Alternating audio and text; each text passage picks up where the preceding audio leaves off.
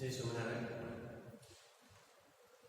Last લેક્ચરમાં આપણે elements of hydropower station વિશે માહિતી લીધી હતી. આજે આપણે ટાઈપ્સ ઓફ ટર્બાઇન, જે ચેપ્ટરનો લાસ્ટ ટોપિક છે, types of turbine which is use in hydropower station.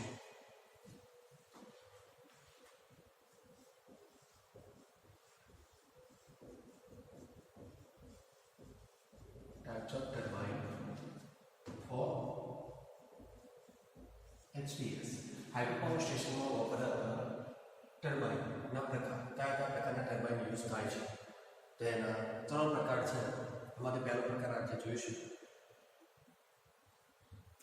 પહેલું છે impulse turbine.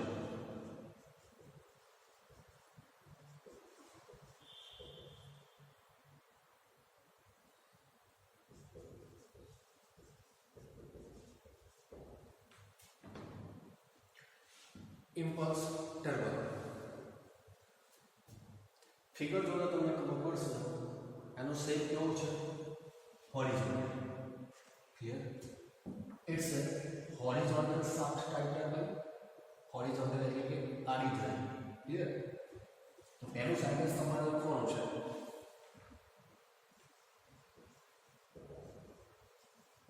Horizontal shaft type turbine. Theory પૂછાય છે ટાઇપ્સ ઓફ ટર્બાઇન. એમાંનો પહેલો ટર્બાઇન છે આપણે જોડે ઇમ્પલ્સ ટર્બાઇન. ક્લિયર? તો મેઇનલી ફિગર ડ્રો કરવાનો છે. ફિગરમાં તમને ખ્યાલ આવશે કે જે શાફ્ટ છે કેવો રહેશે? હોરિઝોન્ટલ રહેશે. ક્લિયર? આ જે પોર્શન છે એ છે horizontal. It means it's a horizontal shaft type turbine.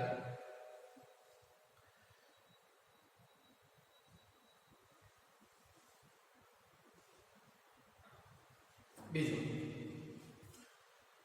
હવે જેટલા બી ટર્બાઇન છે હાઈ, મીડિયમ અને લો હેડ માટે યુઝ કરવામાં આવે છે. તો એમાંનું જે પહેલું ટર્બાઇન છે આપણી જોડે ઇમ્પલ્સ ટર્બાઇન. તો ઇમ્પલ્સ ટર્બાઇનનો યુઝ હાઈ હેડ માટે કરવામાં આવે છે. હાઈ હેડ એટલે કે ઊંચાઈ, જ્યાં હાઈટ આપણને વધારે મળતી હોય તો એવી જગ્યાએ ઇમ્પલ્સ ટર્બાઇન આપણે યુઝ કરીએ છીએ.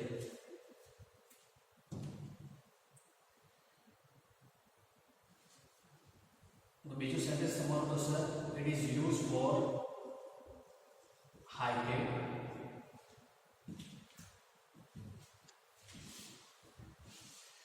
થિયરીમાં ખાલી આપણે પોઈન્ટ્સ યાદ રાખવાના છે અને આ પોઈન્ટ્સ જ તમારે એક્ઝામમાં લખવાના રહેશે.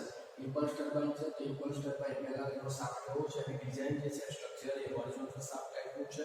બીજું સેન્ટેન્સ થશે એક કયા હેડ માટે યુઝ થશે? તો વધારે જે પ્રમાણે વોટરફોલની જે હાઈટ હશે, ડેમની હાઈટ જે જગ્યાએ વધારે હોય એવી જગ્યાએ આપણે ઇમ્પલ્સ ટર્બાઇનનો યુઝ કરીએ છીએ. ક્લિયર? બીજું એનું નામ છે. તો તમારું ત્રીજું સેન્ટેન્સ આવશે એને આપણે બીજા કયા નામથી ઓળખીએ છીએ? તો Pelton wheel.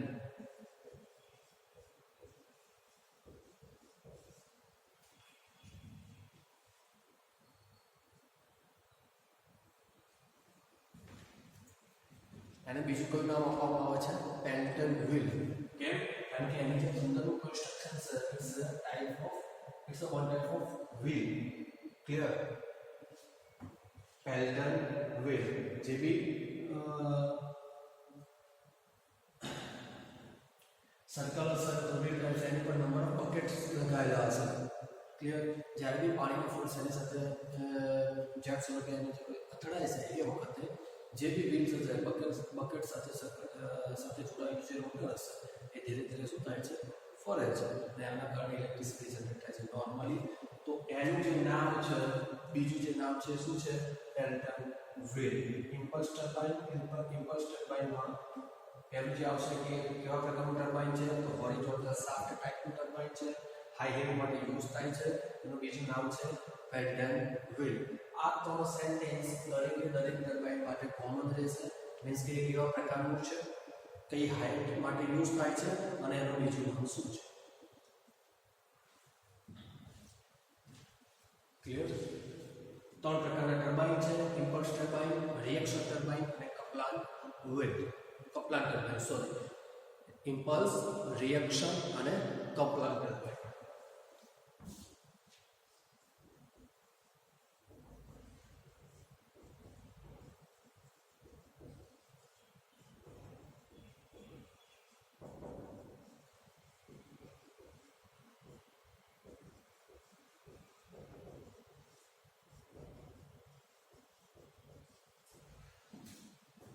Topic types of turbine. Types of ટર્બાઇનમાં ત્રણ પ્રકારના ટર્બાઇન: ઇમ્પલ્સ, રિએક્શન અને કપલર ટર્બાઇન. ક્લિયર? પહેલો આપણે જોઈએ છે ઇમ્પલ્સ ટર્બાઇન. તો ઇમ્પલ્સ ટર્બાઇનમાં horizontal shaft type high head માટે યુઝ થાય છે અને એનું બીજું નામ છે પેલ્ટન. હવે આપણે જોવાનું છે એક્ચ્યુઅલ વર્કિંગ કેવી રીતનું હોય છે.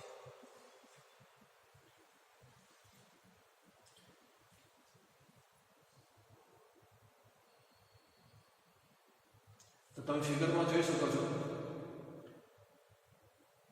water comes into the turbine through the penstock. આ જે પ્રોસેસ બતાવેલો છે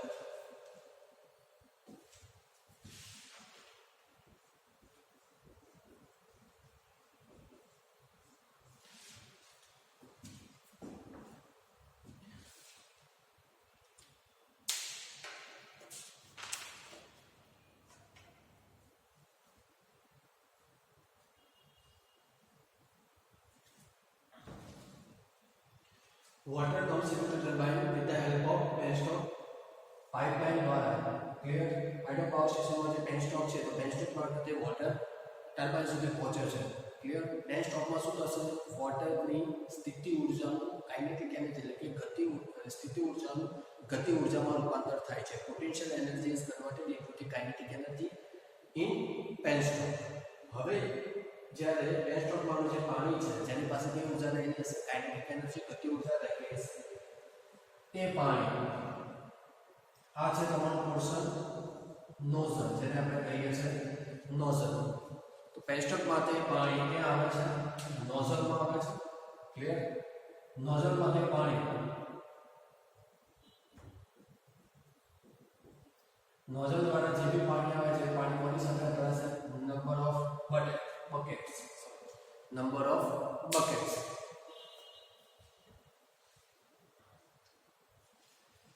આ જે પાણી છે તો નોઝલની અંદર જે બી પાણી હશે એ કેવું થશે? પ્રેશરાઇઝ થશે. ક્લિયર? અને એ પ્રેશરના કારણે એ કોને ધક્કો આપે છે? જે બી બકેટ છે એન્ડ બકેટ શું થશે? ધીરે ધીરે રોટેટ થવાનું કામ શરૂ કરશે. જે બી બકેટ્સ હશે એ ધીરે ધીરે શું થશે? રોટેટ થશે. ક્લિયર? બકેટ્સના કારણે બકેટ ઉપર જ્યારે પ્રેશર આવે છે એટલે શું થશે? એને ધક્કો લાગે છે અને ધીરે ધીરે એ રોટેટ થશે.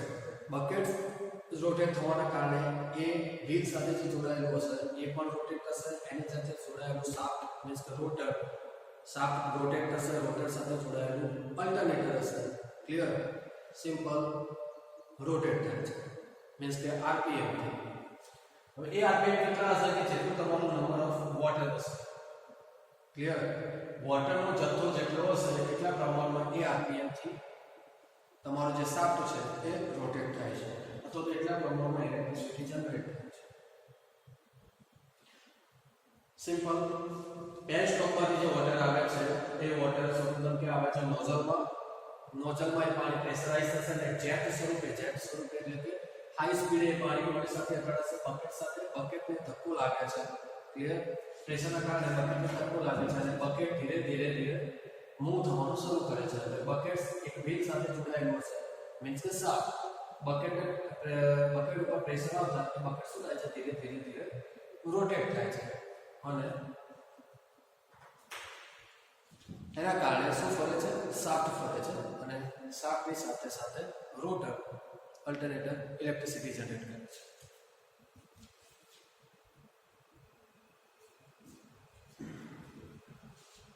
સાઈડમાં તમે જોઈ શકો છો આ જે છે જેટ ઓફ વોટર મીન્સ કે પાણીની ગતિ ઉર્જા. જ્યારે પાણી બકેટ સાથે અથડાય છે ત્યારે બકેટને શું થાય છે? ધક્કો લાગે છે અને બકેટ ધીરે ધીરે જે પ્રમાણે કીધું ફિગરમાં એ પ્રમાણે રોટેટ થવાનું શરૂ કરે છે. હવે નીડલ વાલ્વ આપેલો છે. તે નીડલ વાલ્વનું ફંક્શન શું છે? કે પાણીના ફ્લોને કંટ્રોલ કરવું. આ જે પોર્શન બતાવેલો છે નીડલ વાલ છે. તો નીડલ વાલ શું કરશે? પાણીનો જે ફ્લો હશે એનું કંટ્રોલ કરવાનું કામ કરે છે. ક્લિયર?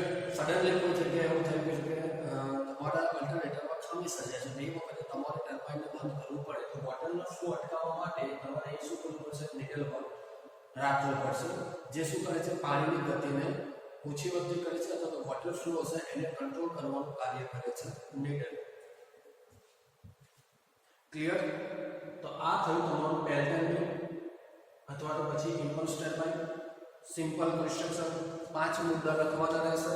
પહેલો મુદ્દો છે ફિગરટોરી ઇમ્પલ્સ ટર્બાઇન. મીન્સ કયા પ્રકારનું ટર્બાઇન છે? તો હોરિઝોન્ટલ શાફ્ટ ટાઇપનું ટર્બાઇન છે. ક્લિયર? બીજો મુદ્દો આવશે કઈ હેડ માટે યુઝ થાય છે? તો હાઈ હેડ માટે, એટલે કે ઊંચાઈ માટે જે જગ્યાએ હાઈટ વધારે હશે એ જગ્યાએનો ઉપયોગ કરવામાં આવે છે.